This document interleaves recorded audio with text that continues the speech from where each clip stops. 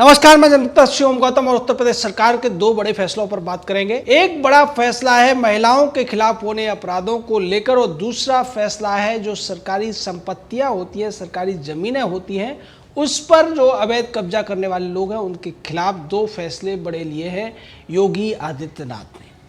योगी आदित्यनाथ ने घोषणा की है कि उत्तर प्रदेश में महिलाओं के खिलाफ किसी भी प्रकार का अपराध करने वाले लोगों के पोस्टर अब चौराहों पर लगेंगे और समाज को उनकी जानकारी दी जाएगी कि कौन कौन लोग हैं जो महिलाओं से छेड़छाड़ करते हैं या महिलाओं के बलात्कार में जो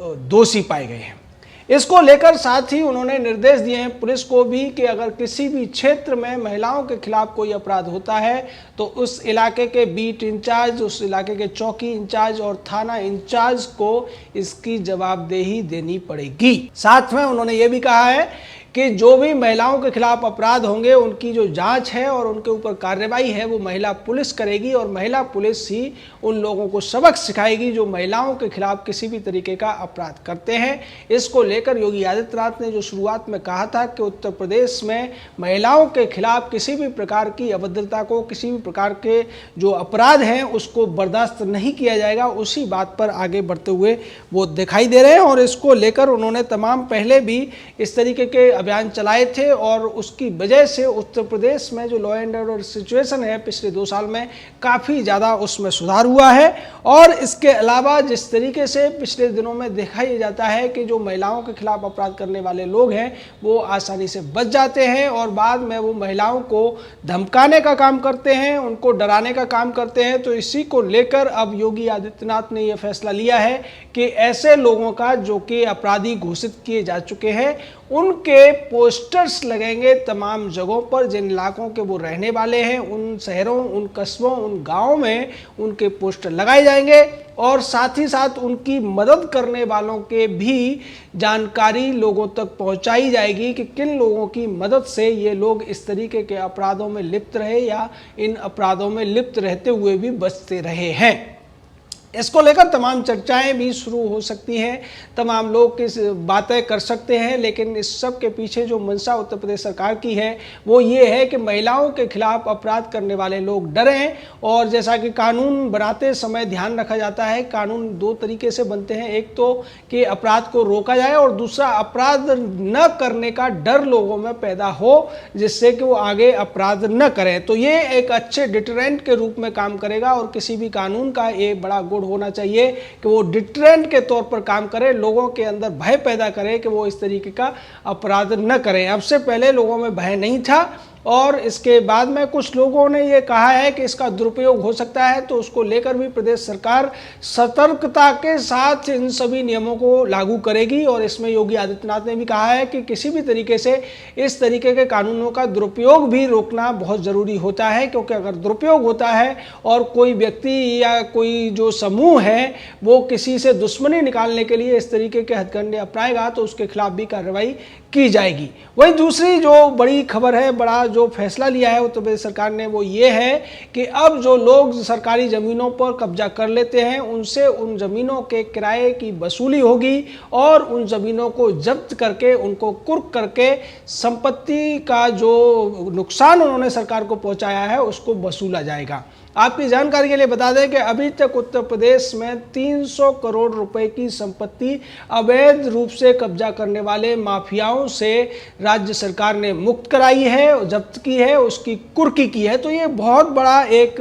अपने आप में बहुत बड़ा जीत कह सकते हैं या बहुत बड़ा एक उपलब्धि कह सकते हैं उत्तर प्रदेश सरकार के लिए। इन अपराधियों जो जिनकी तूती बोला करती थी कभी सपा और बसपा के कार्यकालों में, उन सभी अपराधियों से इन जमीनों की जो वसूली की गई है, इनमें मुख्तार अंसारी है, अतीक अहमद है और उसके अलावा दूसरे तमाम बड़े बड़े अपराधी हैं जिनसे ये जो ज़मीनें हैं वो खाली कराई गई हैं। सलीम रुस्तम है, सौराब है, खान मुबारक है, ये सभी जो अपने अपने गैंग चलाया करते थे, अभिषेक बाबू है, शहजाद कुरैशी है, ये वो माफिया लोग थे जिनके खिलाफ शिकायत करने से लोग डरा करते थे, जिनके खिलाफ गवाही देने से लोग डरते थे। और तमाम सरकारी कर्मचारी जो छोटे स्तर पर होते थे, ईमानदार होते थे, वो भी आंख बंद कर लिया कर देते थे डर के मारे इन लोगों की अवैध गतिविधियों से। लेकिन उत्तर प्रदेश की सरकार ने दिखा दिया है कि उत्तर प्रदेश में किसी भी माफिया के आतंक का कोई स्थान नहीं है। अगर कोई माफियागिरी करता है, कोई सरकारी ज़मीनों पर कब्जा करता है या फिर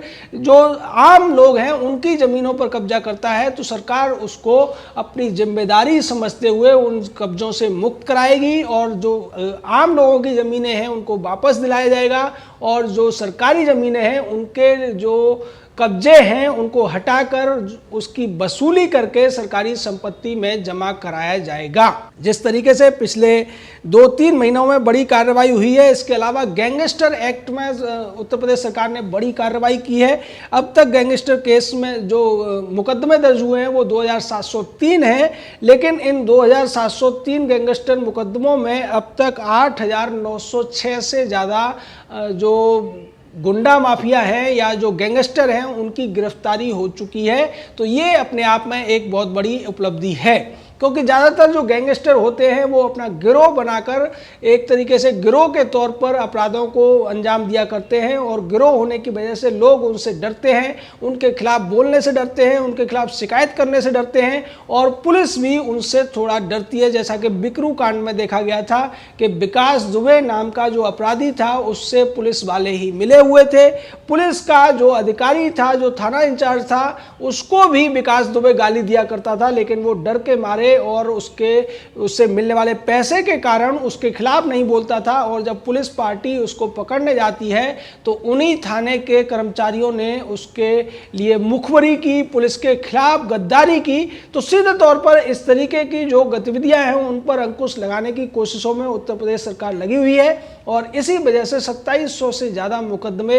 गैंगस्टर एक्ट के तहत किए गए और उनमें बड़ी मात्रा में यानी कि 8700 से ज़्यादा 8900 से ज़्यादा 8906 अपराधियों को पुलिस ने जेल में डाला।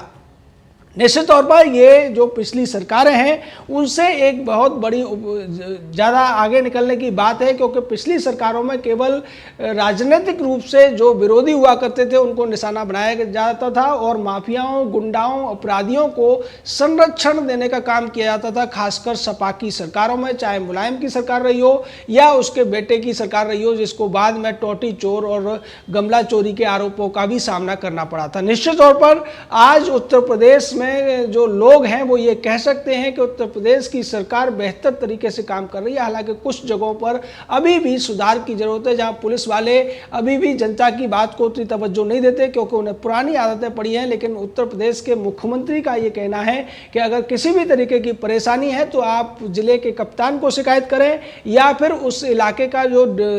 DIG है उसको शिकायत करके आप अपनी जो दिक्कतें हैं उनसे मुक्ति पा सकते हैं। इसको लेकर उन्होंने कई सारे ऐप भी चलाए, कई सारी योजनाएं चलाई और उन योजनाओं का फायदा भी लोगों को मिलता हुआ नजर आ रहा है। जिस तरीके से पहले गरीबों की जमीन पर दबंग लोग कब्जा कर लिया करते थे, उसके बाद उन्होंने आधार कार्ड को जमीन से जोड़ने का काम किया और साथ में यह भी कह दिया कि अगर आधार कार्ड के साथ जमीन जुड़ी हुई है और उस पर कोई दबंग कब्जा कर लेता है तो ये पुलिस की जिम्मेदारी होगी, ये स्थानीय प्रशासन की जिम्मेदारी होगी कि उस जमीन को मुक्त कराकर उस जमीन के असली मालिक को सौंपा जाए। हालांकि अभी तक ये जो पूरा का पूरा अब तक जो फैसले हैं उनको धीरे धीरे करके लागू करने में प्रशासन लगा हुआ है। कुछ जगहों पर ऐसा हो सकता है कि ये चीज़ें पूरी तरह लागू न हो पाई हो, लेकिन देर आए दुरुस्त आए वाली बात है और कुछ न होने से होता है ज़्यादा बेहतर होता है कि कुछ हो रहा है। और उसी कड़ी में हम देखते हैं कि आज उत्तर प्रदेश के तमाम गाँवों में, तमाम छोटे छोटे शहरों में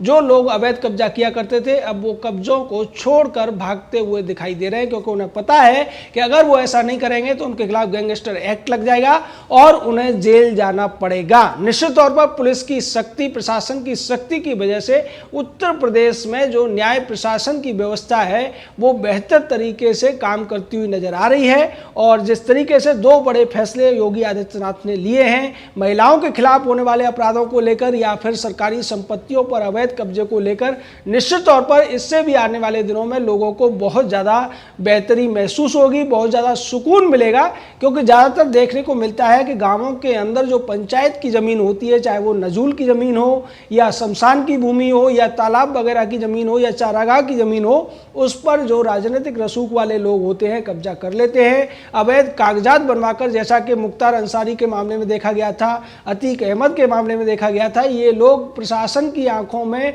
धूल झोंकते हुए उन ज़मीनों पर कब्जा कर लेते हैं, बड़ी बड़ी बिल्डिंगें बना लेते हैं। और जैसा कि आजम खान ने किया था कि वो सांसद होते हुए, मंत्री होते हुए उसने सरकारी जो शमशान की ज़मीनें थी, किसानों की जो ज़मीनें थी, जो तालाब की ज़मीनें थी, उन पर कब्जा करके वहाँ पर हमसफ़र गेस्ट हाउस बना दिया था। और उस गेस्ट हाउस में अखिलेश यादव, जो कि उत्तर प्रदेश का मुख्यमंत्री था, वो भी ठहर चुका था। ये बड़े शर्म की बात थी कि एक अवैध तरीके से बनाए हुए, अवैध तरीके से कब्जाई जमीन पर बनाए हुए गेस्ट हाउस में जाकर प्रदेश का मुख्यमंत्री ठहरता है और बाद में उस व्यक्ति के ऊपर अगर जांच शुरू होती है तो फिर वही पूर्व मुख्यमंत्री ये आरोप लगाता है कि आजम खान को निशाना बनाया जा रहा है क्योंकि वो समाजवादी पार्टी से है और हमारी जब सरकार आएगी तो हम इन लोगों को निश्चित तौर पर मुक्त कराएंगे। लेकिन आजम खान के बारे में आपको बता दें कि एक बार इसने ये कहा था, जब